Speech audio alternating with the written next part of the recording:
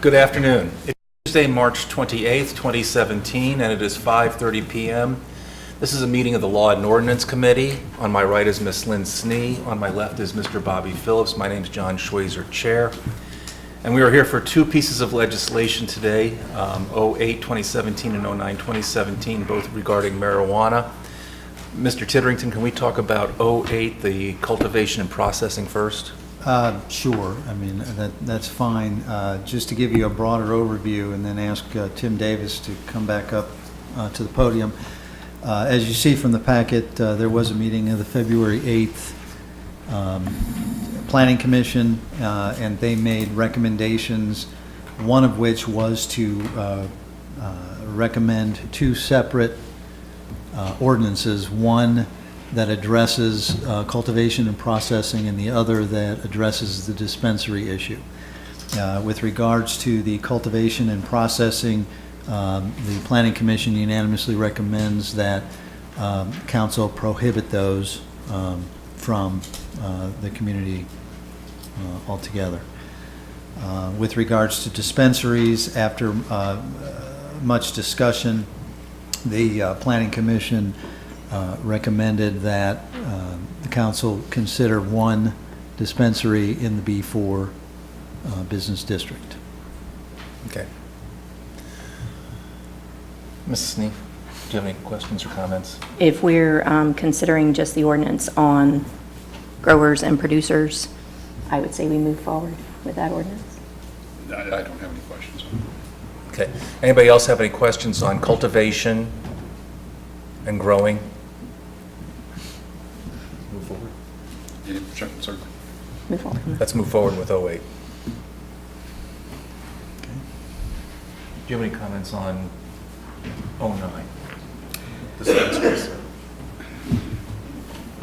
I do, but I don't see how, in reality, how it's going to make any difference, because I'm supportive of the Planning Commission's recommendation. In the end of things, I don't think that it's going to make a difference whether I agree with it or not, but I do agree for the purposes of this committee to go forward with it. Ms. Snee? I actually do have some comments I'd like to make. During the past 8 months, city staff, the Planning Commission, and City Council have discussed recommendations for amending Troy's zoning code to speak to the issue of potentially locating medical marijuana growers, producers, and dispensaries within the city limits. During this time, City Council has failed to approve any legislation regarding this zoning issue, despite different recommendations from the Planning Commission and amendments offered by this committee. Two things have become clear to me. First, in discussion, City Council members have been unanimous in opposing the location of growers and producers, cultivators of medical marijuana in Troy. I appreciate the Planning Commission recommending a separate ordinance for these activities, because that ordinance has just been recommended for approval by this committee and will likely pass at the next City Council meeting. The issue of locating medical marijuana dispensaries in Troy, though, has generated a great deal of discussion. This is the third time that this issue has come before this committee, meaning that we have had 3 recommendations from the Planning Commission and 3 public hearings. While I understand Planning Commission's consideration of City Council's actions in determining the recommendations to send to us, I agree with comments made at Planning Commission's last meeting that it is not the role of that board to make recommendations according to how they think Council will vote. The Planning Commission has and should send recommendations to City Council based on their understanding of the comprehensive zoning regulations in Troy. It is clear, however, from City Council votes on past proposed ordinances that there is not a sufficient majority of council members in favor of zoning to provide locations for any number of medical marijuana dispensaries in Troy. If this committee votes to move forward with the ordinance currently recommended by the Planning Commission, there is little doubt that the ordinance will be defeated at the next City Council meeting. This would leave the City of Troy in the same position we've been in since last August, with no regulations in the zoning code regarding the location of medical marijuana dispensaries. At the expiration of our current moratorium, this would mean that a medical marijuana dispensary as a business could locate in any zoning district where it met other zoning requirements. I still think that there has been misunderstanding around this issue concerning the benefits of medical marijuana, and I understand the desires of citizens who have spoken in favor of this and other proposed ordinances to have locations in their own city to buy recommended medication.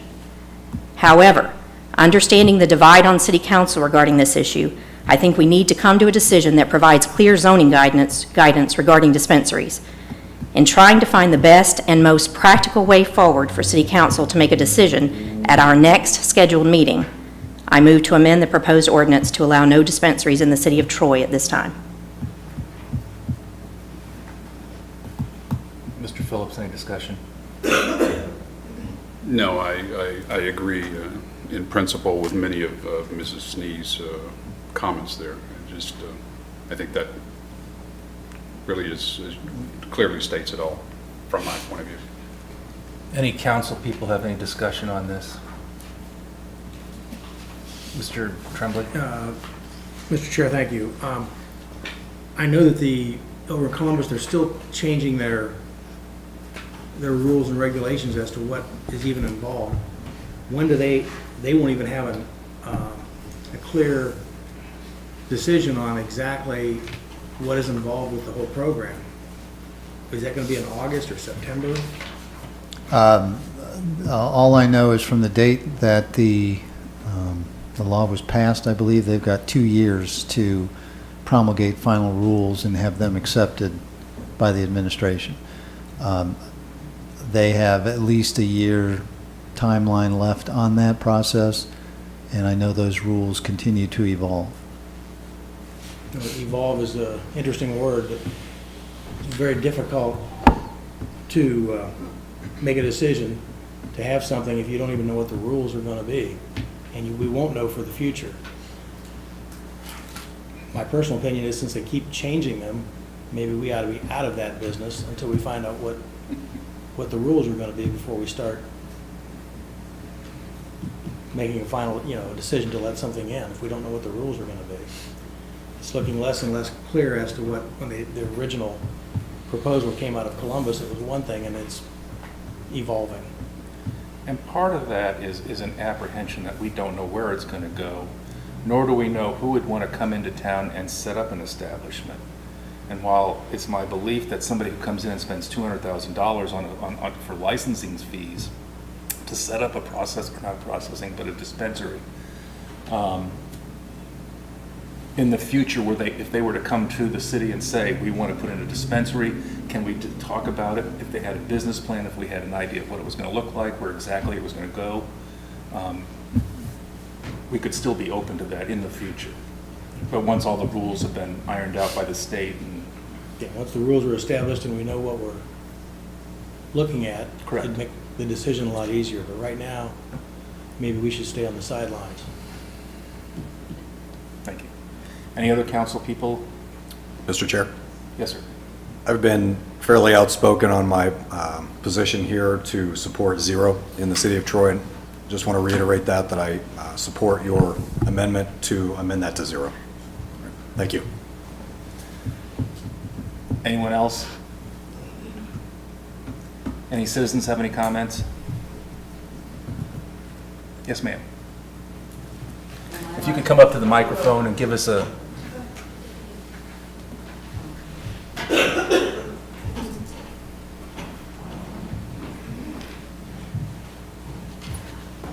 I'd like to ask you, first of all, I want to thank you for your time. And approximately how long, I don't know if there's a time limit on this. I'm not going to go on and on, but I do have some points to make. So is that okay? Yes.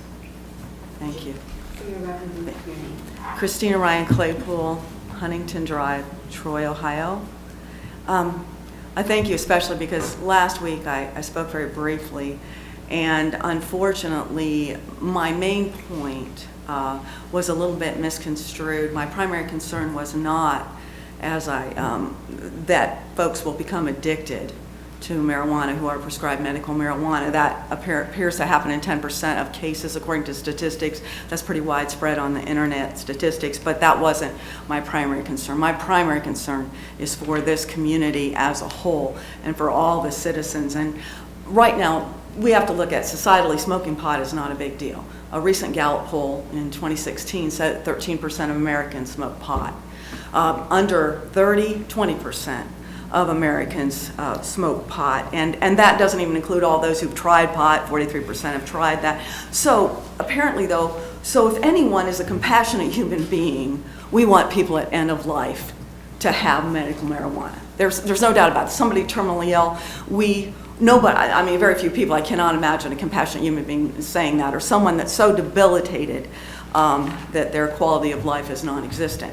But here's the problem when it comes to medical marijuana, and appreciate Mr. Trembley's points. You know, this right now, this is very frightening, because on perhaps in the Troy Daily News, I can only quote that, who will be eligible for a legal prescription on a March 20th, 2017 article said that patients qualify if they have the following conditions: HIV/AIDS, Alzheimer's, ALS, Lou Gehrig's, cancer. How many people have cancer? CTE, Crohn's disease, epilepsy or another seizure disorder, inflammatory bowel disease, fibromyalgia, glaucoma, MS, pain that is chronic, severe, and intractable, post-traumatic stress, and the list goes on. And also, an individual can petition the state and say, add this condition.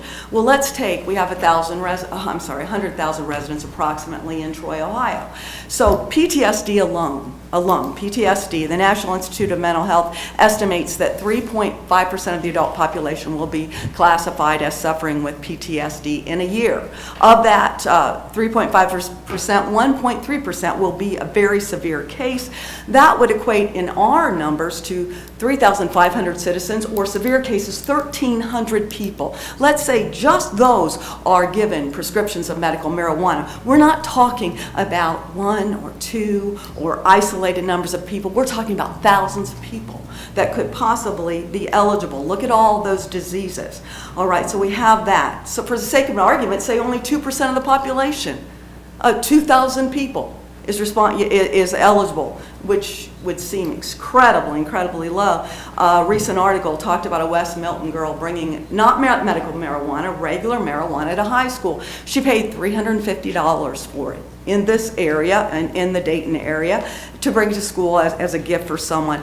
If we have 6 ounces every 3 months of edibles, oils, patches, and vaporizing every 3 months for each person involved, we're talking again, that's $2,000, $8,000 a year per person, thousands and thousands of dollars. Now, why is that a problem? Well, we don't know what's going to happen with medical marijuana. Thirdly, and probably to me the most important, the FDA, Food and Drug Administration, has not approved marijuana plant as safe, effective drug. And this is a quote from www.drugabuse.gov. So far, researchers haven't concluded enough large-scale clinical trials that show that the benefit outweigh the risk. I have an actual photocopy of what it's called an Incredible Edibles, and it is an Oreo cookie with 200 milligrams of pure THC, high quality infused edible. Listen to this warning: keep away from children and pets. This product has not been tested, analyzed, or approved by the FDA. There is limited information on the side effects of using this product, and there may be associated health risks. Do not drive or operate machinery when under the influence of this product. This is the most important piece right here. If you could pass If you that could just around, hand that to, you'll see that. if you could This just is hand what- that to Mrs. Knight. Thank you. And, excuse me, why that's so important is because these citizens, are they going to be driving? We're talking about thousands of people. On Medscape.com about medical marijuana and driving, it paints a real picture of concern.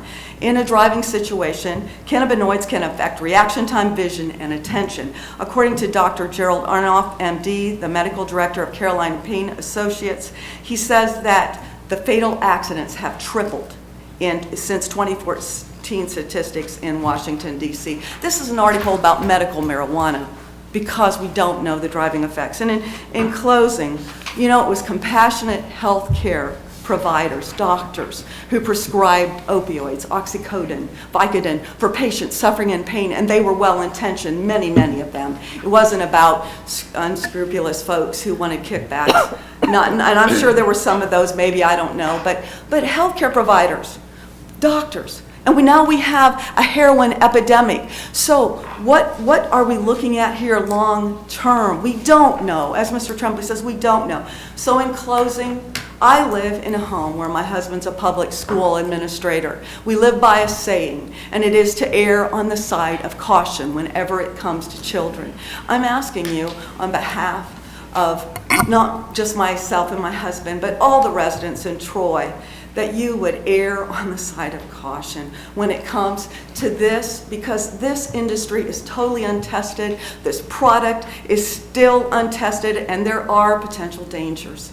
So thank you so much for your time, and I appreciate it, and until we know more, I just ask that you pause and think. Thank you.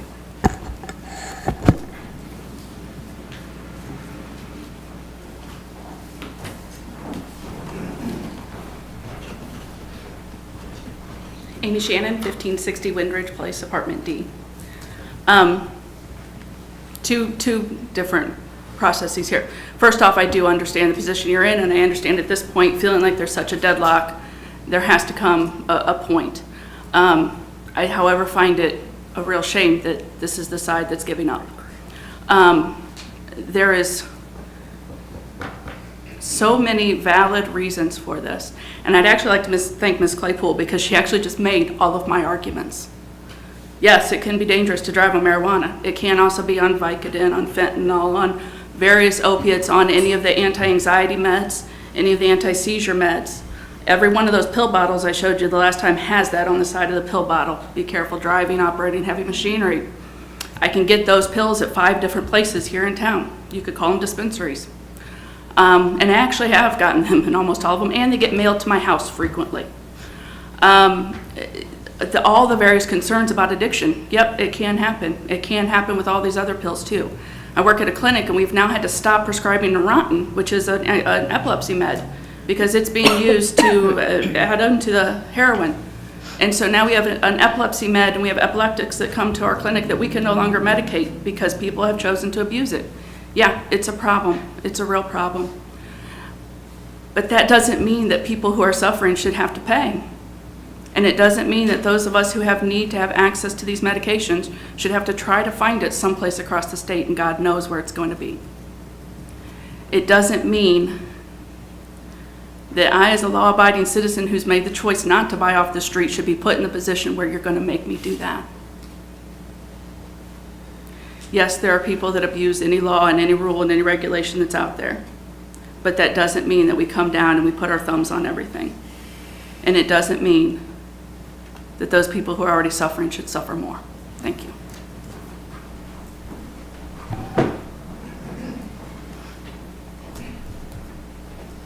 Any other comments?